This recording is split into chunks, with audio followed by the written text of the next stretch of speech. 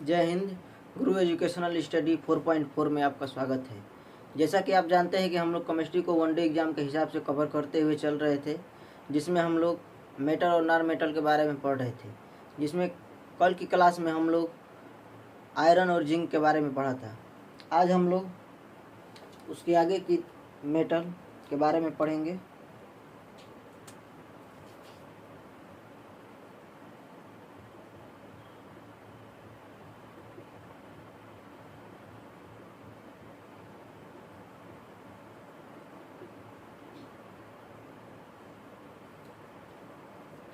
आगे के मेटल हम लोग कॉपर के बारे में पढ़ेंगे।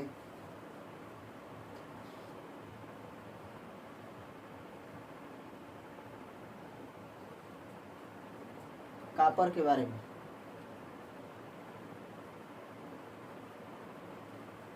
कॉपर जो है डी ब्लॉक का तत्व है। डी ब्लॉक का तत्व है। यह विद्युत का अच्छा सुचालक होती है। विद्युत का अच्छा सुचालक होती है।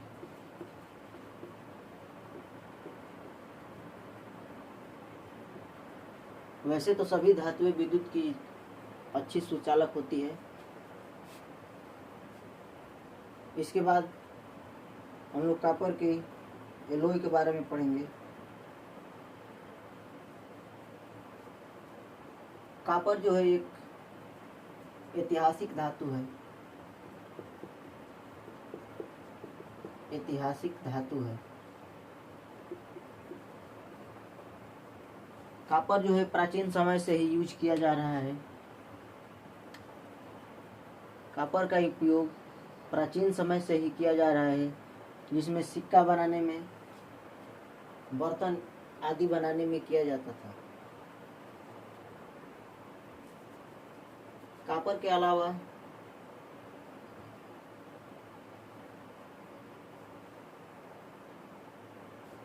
ऐतिहासिक धातुएं 5 ऐतिहासिक धातुएं हैं। सोना, चांदी, कॉपर, आयरन, कॉपर, आयरन और टिन। ये पांचों ऐतिहासिक धातुओं के नाम से जानी जाती है। ये प्राचीन समय से ही यूज किया जाता है। इनका सोना, चांदी, कॉपर, लोहा और टीन का उपयोग प्राचीन समय से ही किया जाता है। इसके बाद हम लोग कॉपर के एलॉय के बारे में पढ़ेंगे। कॉपर की मिश्र धातु। कॉपर का यूज एलॉय के रूप में कैसे होता है? एलॉय के रूप में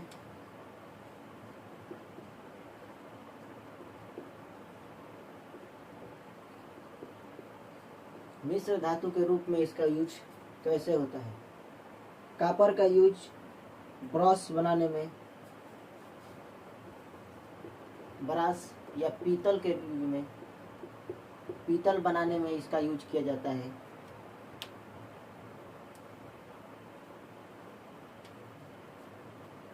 पीतल बनाने के लिए कॉपर में जिंक मिला दिया जाता है। कॉपर में जिंक मिला दिया जाता है, जिससे पीतल बनकर तैयार होता है। कॉपर जो होता है, पीतल में कॉपर की मात्रा 70% और जिंक की मात्रा 30% होती है।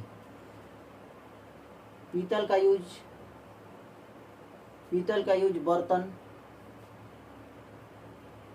मूर्ति आदि बनाने में किया जाता है। इसी प्रकार आगे अगला इलाव हम लोग देखेंगे। अगली मिश्र धातु ब्रोंज। ब्रोंज या कांसा। ब्रोंज या कांसा। कांसा जो है कॉपर में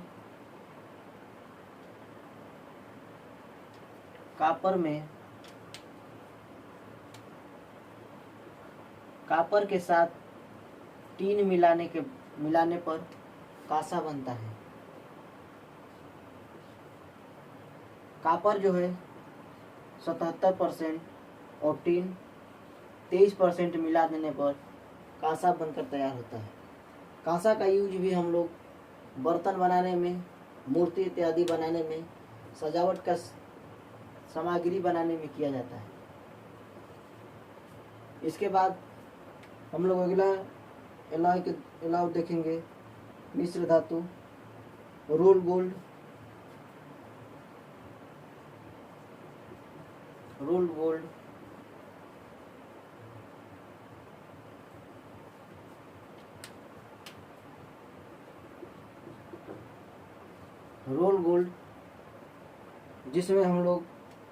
जिसको हम लोग नकली सोना कहते हैं। नकली सोना, इसमें हम लोग कापर के साथ एल्यूमिनियम को मिला देने पर, कापर और एल्यूमिनियम को मिला देने पर हम लोग को रोल गोल्ड प्राप्त होता है, जिसे हम लोग नकली सोना कहते हैं। नकली सोना कहते हैं। इसमें कापर जो होता है 95% कापर और 5% एल्यूमिनियम को मिलाने पर रोल गोल्ड प्राप्त होता है, जिसे हम लोग नकली सोना के नाम से जानते हैं। अगला एलाव हम लोग देखेंगे German silver. German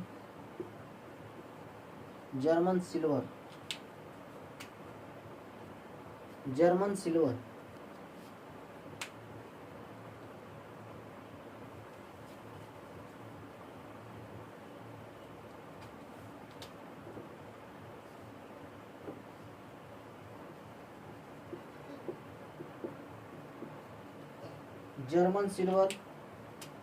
German silver जो होता है कापर निकिल प्लस जिंक मिलाने पर बनता है। कापर, निकिल और जिंक मिलाने पर बनता है, जिसमें कापर की मात्रा 50%, निकिल की मात्रा 20% और जिंक की मात्रा 30% होती है। वैसे तो नाम के हिसाब समझ में आ रहा है जर्मन सिल्वर नाम से यह पता चलता है कि इसमें चांदी होगा, लेकिन इसमें चांदी नहीं होता है। जर्मन सिल्वर में चांदी नहीं होता है। यह कापर, निकिल और जिंक से मिलकर बना होता है। तो हम लोगों ने देखा कि कापर का एलॉय, कापर की मिश्र धातुएं ब्रास, ब्रोंज, रोल गोल्ड और जर्मन सिल्वर है, जिसमें पीतल या ब्रास कापर और जिंक के मिलाने से प्राप्त होता है, जिसका यूज हम लोग मूर्ति और बर्तन इत्यादि बनाने में करते हैं। उसी प्रकार ब्रोंज का यूज, कांसे का यूज हम लोग मूर्ति या बर्तन बनाने में इसका भी करते हैं।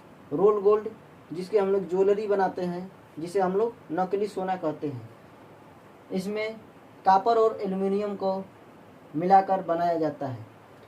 जर्मन सिल्वर जो होता है कापर, निकिल और जिंक से मिलकर बनता है। इसके बाद हम आगे देखेंगे हम लोग कापर जो है हवा के साथ क्रिया करके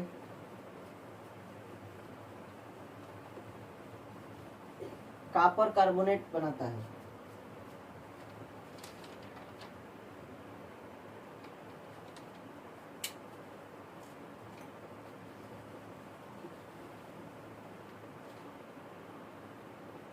कापर एयर के साथ क्रिया करके, वैसे एयर में के बारे में हम लोग जानेंगे तो केमिस्ट्री में एयर का मतलब ऑक्सीजन होता है। तो कापर ऑक्सीजन के साथ क्रिया करके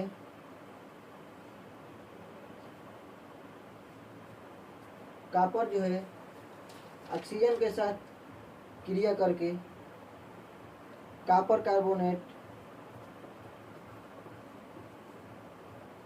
कॉपर कार्बोनेट बनाता है जो हरे रंग की होती है, जिसका कलर हरा होता है, जो हरे रंग की होती है।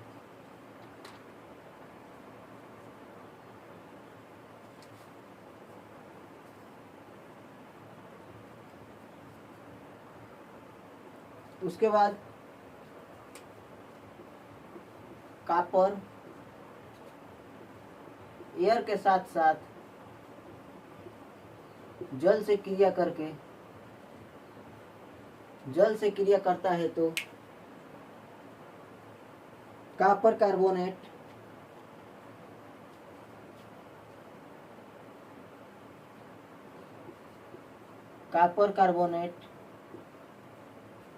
कॉपर हाइड्रोक्साइड बनाता है। कॉपर कार्बोनेट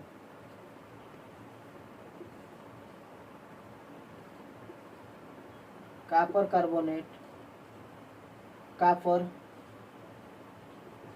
हाइड्रोक्साइड बनाता है।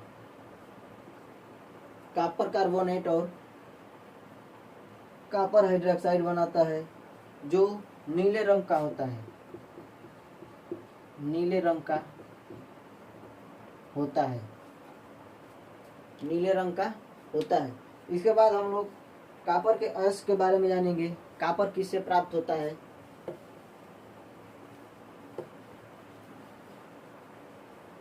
कॉपर की और अयस्क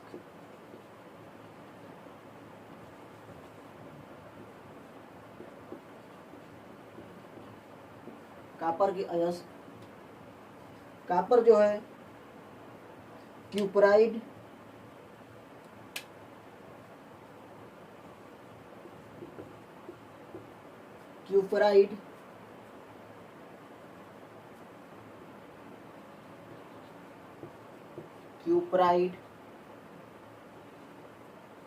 कॉपर जो है क्यूपराइड से प्राप्त होता है। कॉपर का अयस्क क्यूपराइड है जिसका केमिकल फार्मूला CuFeS2 है। CuFeS2 है। अब हम लोग कॉपर को ऑक्सीडेशन स्टेट के अनुसार जानेंगे। कॉपर की कितनी अवस्थाएं होती है? ऑक्सीडेशन नंबर के आधार पर हम लोग देखेंगे कि कॉपर की कितनी अवस्थाएं होती है।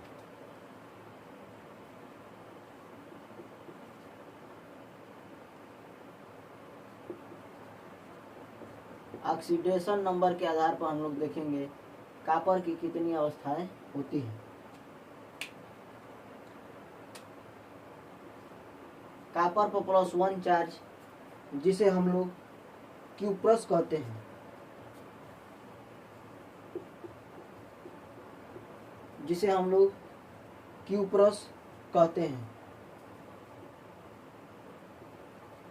क्यूप्रस कहते हैं।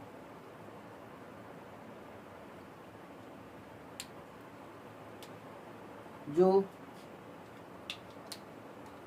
ऑक्सीजन के साथ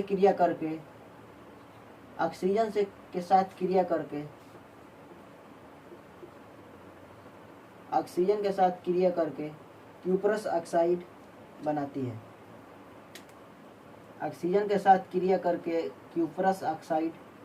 है। उसके बाद अगला देखेंगे हम लोग कॉपर पर +2 चार्ज जिसे हम लोग क्यूप्रिक कहते हैं। कॉपर पर +2 चार्ज जिसे हम लोग क्यूप्रिक कहते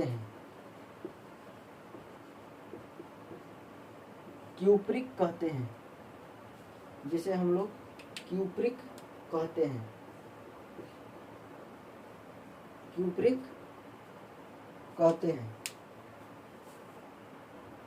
क्यूप्रिक जो है ऑक्सीजन के साथ क्रिया करके कॉपर सल्फेट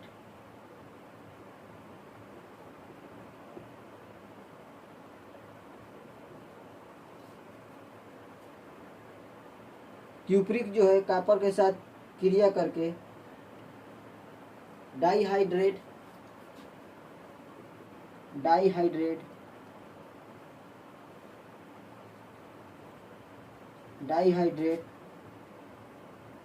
कॉपर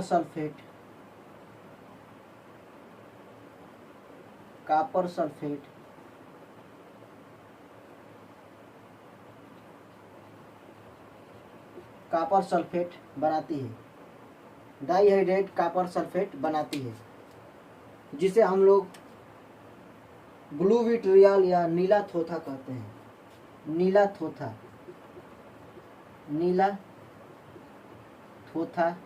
कहते हैं।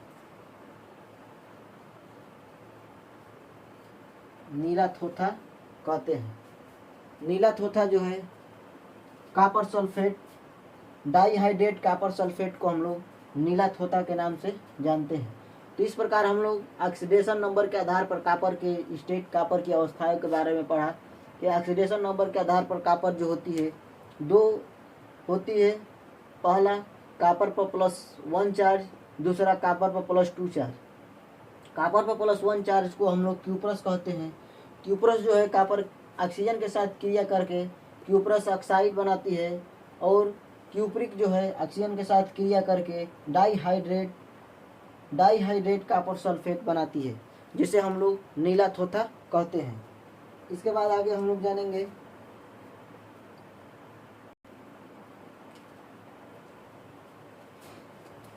ग्रीन विट्रियल, हरा थोथा या व्हाइट विट्रियल या सफेद थोथा किसे कहते हैं। ग्रीन विट्रियल, हरा थोथा जो है आयरन सल्फेट को हरा थोथा कहते हैं। उसी प्रकार हम लोग देखेंगे व्हाइट विट्रियल, सफेद थोथा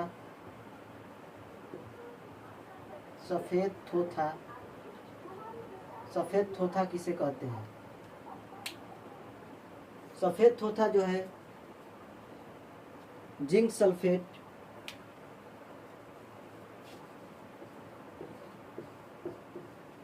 सल्फेट को हम लोग सफेद थोथा कहते हैं। ग्रीन विट्रियल, फेरस सल्फेट को हम लोग ग्रीन विट्रियल और जिंक सल्फेट को हम लोग व्हाइट विट्रियल कहते हैं। उसके बाद आगे हम लोग पढ़ेंगे लेड के बारे में। लेड सीसा के बारे में हम लोग पढ़ेंगे।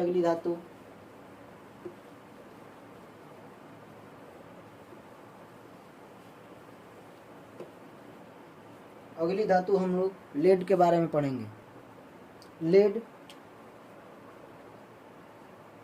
जिसका सिंबल Pb होता है, जिसका परमाणु क्रमांक 82 एटॉमिक नंबर 82 होता है।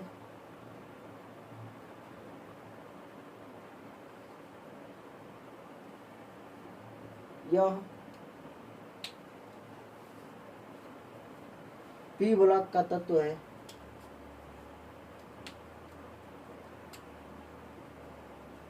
पी ब्लॉक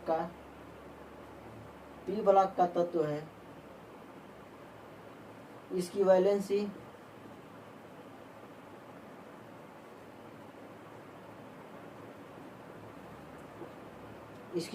जो है +4 होती है।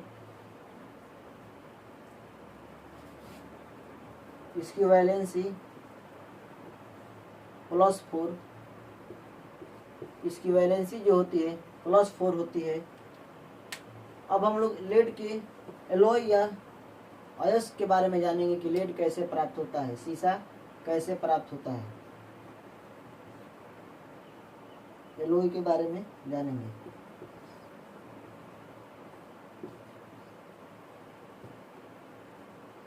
लेड के एलॉय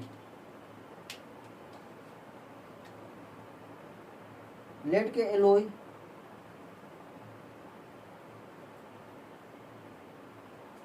सेरुसाइराइड, सेरुसाइराइड, सेरुसाइराइड, सेरुसाइट,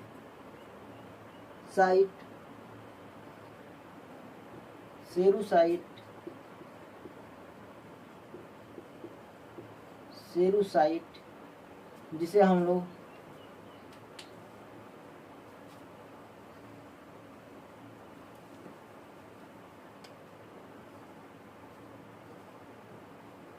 सेरुसाइट, सेरुसाइट जिसे हम लोग लेड कार्बोनेट के नाम से जानते हैं, सेरुसाइट,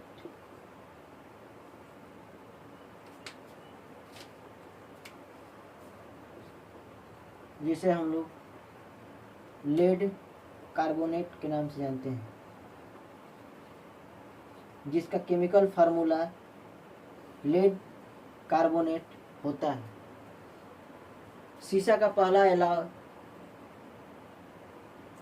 और है एलॉय नहीं, और अयस्क, सीसा का अयस्क, पहला अयस्क सीसा सेरुसाइट PbCO3 लेड कार्बोनेट से प्राप्त होता है। दूसरा galena,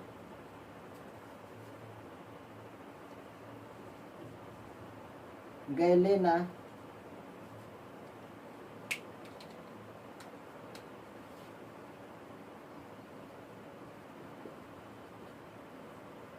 galena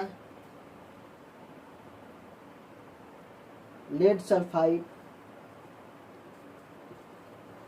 lead sulphide PbS से प्राप्त होता है। PbS जिसका केमिकल सूत्र, गैलेना का केमिकल सूत्र PbS होता है, लेड सल्फाइड। तो सीसा लेड एटॉमिक नंबर 82, लेड का परमाणु क्रमांक 82 होता है। यह P ब्लॉक का तत्व है। इसकी वैलेंसी +4 होती है। इसका अयस्क जो होता है सेरुसाइट और गैलेना होता है। सेरुसाइराइड का chemical formula PbCO3 lead carbonate, और गैलेना का केमिकल फार्मूला लेड सल्फाइड होता है। इसके बाद हम लोग आगे इसका यूज देखेंगे कि लेड का यूज कहाँ होता है।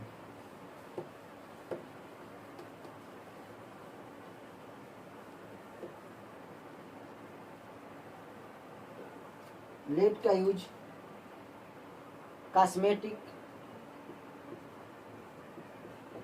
कॉस्मेटिक सामग्री बनाने में, जैसे लिपस्टिक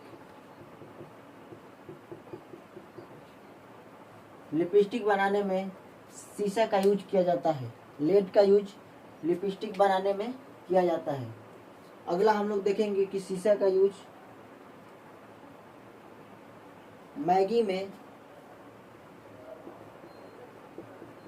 में सीसा का यूज किया जाता है। मैगी में सीसा का यूज किया जाता है। मैगी में आप देखे होंगे कि मैगी जो होती है छोटे छोटे होती है, और गर्म पानी में डालने पर उसका आकार बड़ा हो जाता है। यह जो होता है लेड की वजह से होता है, सीसा की वजह से होता है। उसकी आकार में वृद्धि हो जाती है। उसके बाद हम लोग लेड का यूज, अगला ऑटो व्हीकल या गाड़ियों में लेड का यूज किया जाता है। गाड़ियों में लेड का यूज किया जाता है। पोल्यूशन सर्टिफिकेट बनाते समय जो अधिकारी होते हैं वह गाड़ियों में कार्बन और लेड की मात्रा को चेक करते हैं। कार्बन और लेड की मात्रा को चेक करके ही गाड़ियों का पोल्यूशन सर्टिफिकेट बनता है।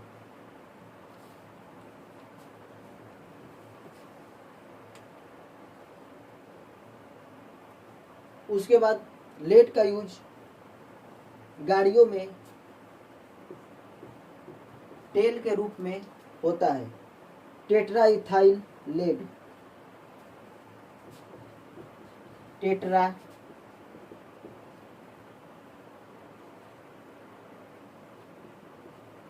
Ethyl lead, tetra ethyl lead. गाड़ियों में लेड का यूज टेट्रा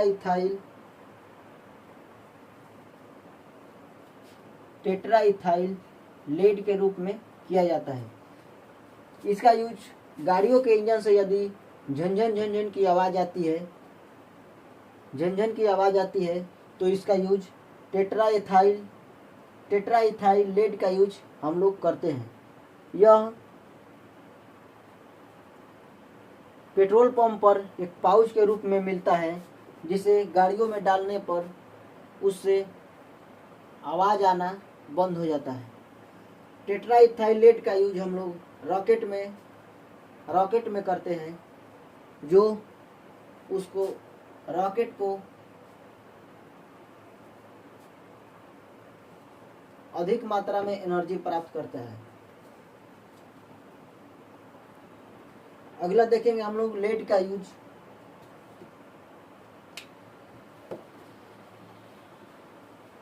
पेपर छपाई में,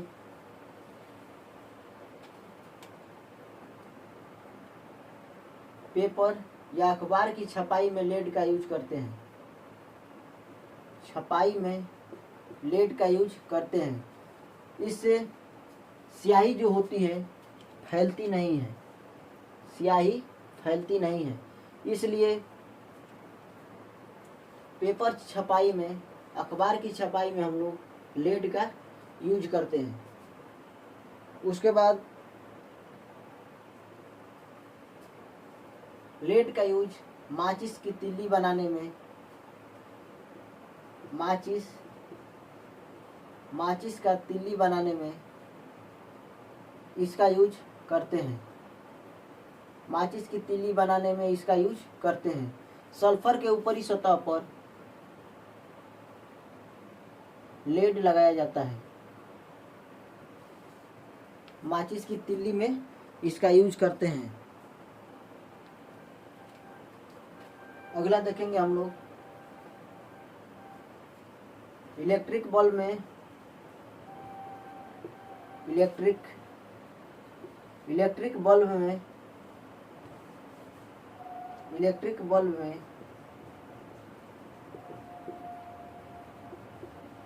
बल्ब में हम लोग माचिस लेड का यूज करते हैं।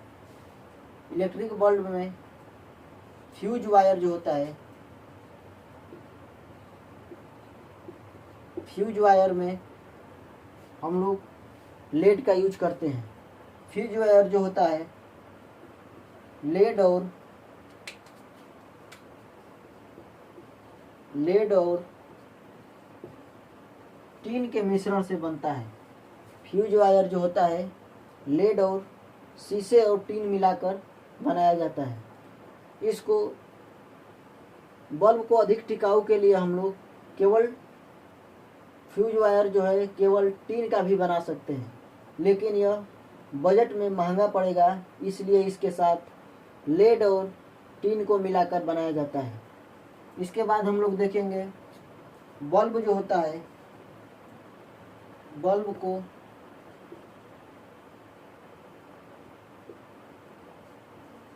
को टंगस्टन बल्ब जो होता है टंगस्टन द्वारा बनाया जाता है। हीटर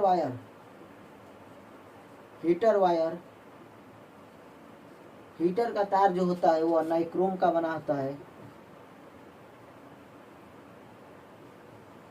नाइक्रोम का बना होता है। नाइक्रोम का बना होता है। जो नाइक्रोम जो है निकिल और क्रोमियम के मिक्सर से बनता है। निकिल और क्रोमियम के मिश्रण से हीटर वायर बनाया जाता है। तो शीशा का यूज जो है छपाई में, माचिस की तिल्ली बनाने में, इलेक्ट्रिक बल्ब कि फ्यूज तार बनाने में किया जाता है। इसके बाद हीटर वायर जो है नाइक्रोम का बना होता है, जिसे निकिल और क्रोमियम से बनाया जाता है। इसके बाद अगली धातु हम लोग यूरेनियम के बारे में पढ़ेंगे।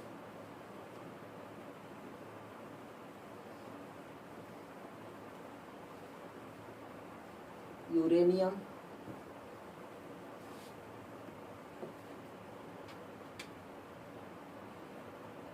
यूरेनियम 92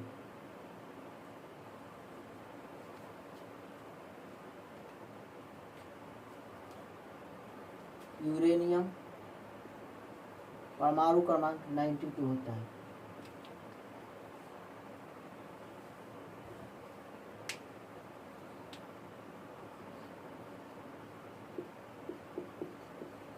यूरेनियम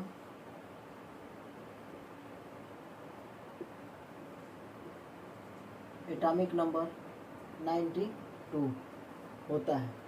यूरेनियम जो होता है एक रेडियोएक्टिव पदार्थ है।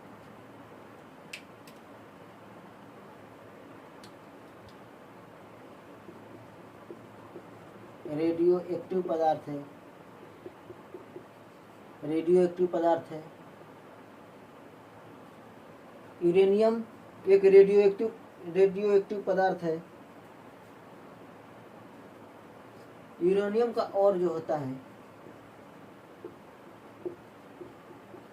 अयस्क,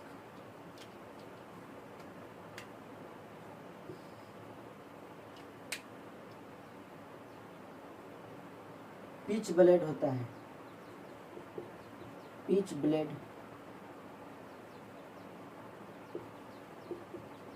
पिच ब्लेड होता है।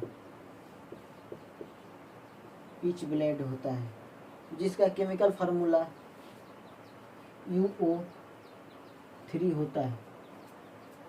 UO3 होता है। रेडियोएक्टिव पदार्थ किसे कहते हैं? जिन धातुओं से रेडियोएक्टिव मेटल किसे कहते हैं, या रेडियोएक्टिव पदार्थ किसे कहते हैं? जिनसे अल्फा बीटा और गामा किरणें उत्सर्जित होती है। अल्फा बीटा और गामा किरणें उत्सर्जित होती है। जिन धातुओं से अल्फा बीटा गामा किरणें उत्सर्जित होती है उसे हम लोग रेडियोएक्टिव पदार्थ कहते हैं, या रेडियोधर्मी पदार्थ कहते हैं।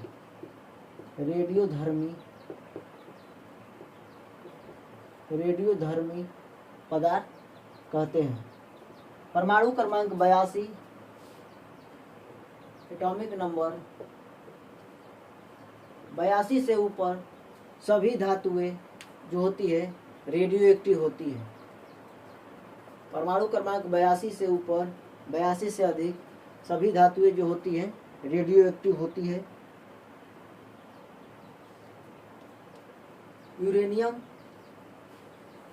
यूरेनियम की 2 समस्थानिक होती है।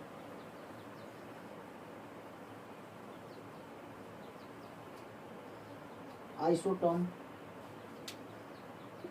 यूरेनियम की 2 समस्थानिक होती है। आइसोटॉम 2 आइसोटॉम होता है। यूरेनियम 235, यूरेनियम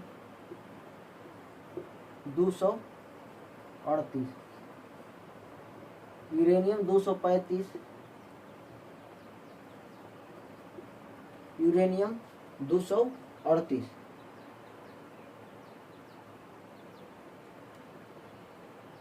जब जापान में 6 और 9 अगस्त को अमेरिका ने परमाणु हमला किया था, तो उसमें यूरेनियम 238 और पोलोनियम 239 का यूज किया था।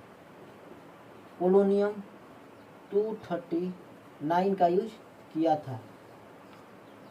यूरेनियम 238 और पोलोनियम 239 का यूज किया था। यह 1945 में नागासाकी और हिरोशिमा में जब परमाणु हमला किया था तो यूरेनियम 238 और पोलोनियम 239 का यूज किया था, जिससे आज भी वहाँ पर रेडियो एक्टिव किरणें उत्सर्जित होती रहती है, जिससे वहाँ पर त्वचा कैंसर नामक रोग होता है, जिससे वहाँ आज भी लंगड़े लूले पैदा होते हैं।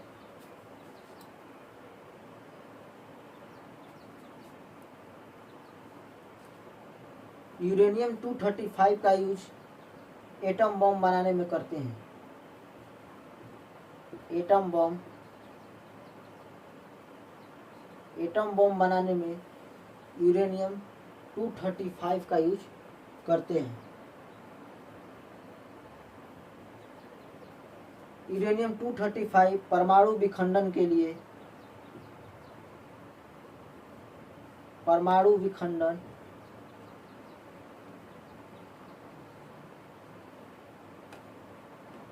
तेजी से होता है। परमाणु विखंडन के लिए अधिक लाभदायक है। इसके बाद अगली धातु हम लोग थोरियम के बारे में पढ़ेंगे। अगली धातु थोरियम।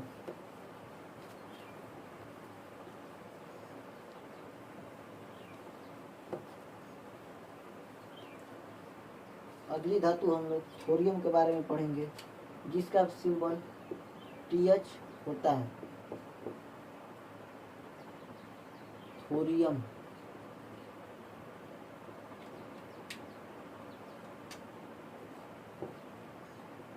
के बारे में पढ़ेंगे। यह एक रेडियो एक्टिव पदार्थ है। रेडियो एक्टिव पदार्थ है। थोरियम जो है एक रेडियो एक्टिव पदार्थ है। यह F ब्लॉक का तत्व है। F ब्लॉक का तत्व है। थोरियम रेडियो एक्टिव पदार्थ है। इससे अल्फा बीटा गामा किरणें उत्सर्जित होती है। यह F ब्लॉक का तत्व है। इसका और जो है अयस्क मोनोजाइट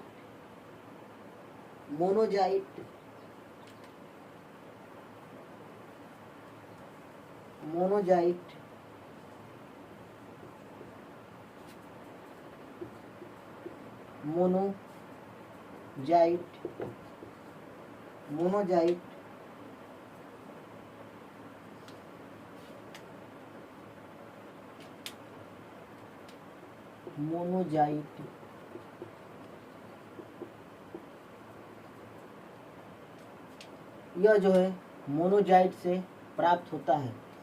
यह केरला के तटों पर अधिक मात्रा में पाया जाता है। भारत में थोरियम का अपार भंडार है। भारत में थोरियम जो है यह अधिक मात्रा में मिलती है, जो केरला और जादूगीड़ा नामक स्थान पर प्राप्त होती है।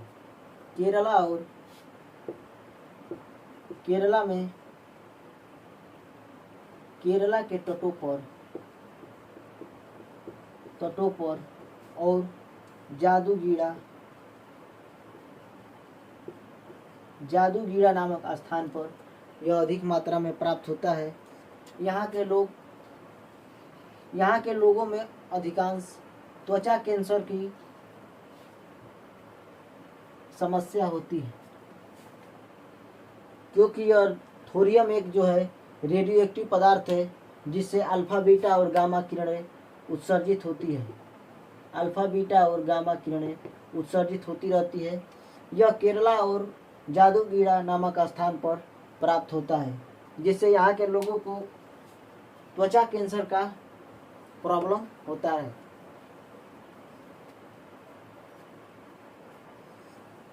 इसके बाद आगे हम लोग देखेंगे अगली धातु टाइटेनियम।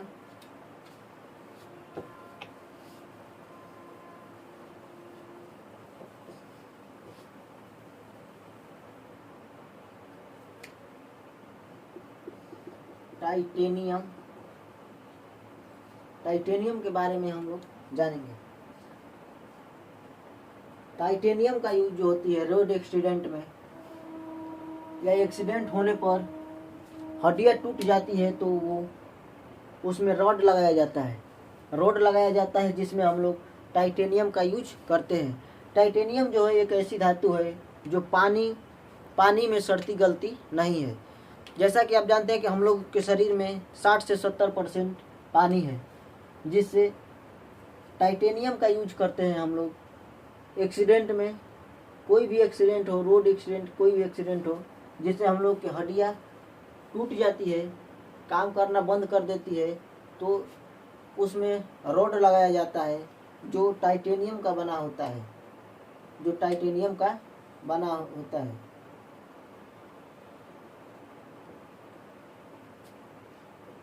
टाइटेनियम का बना होता है, एक रॉड लगाया जाता है जो टाइटेनियम का बना होता है। टाइटेनियम का यूज रणनीति धातु के रूप में करते हैं।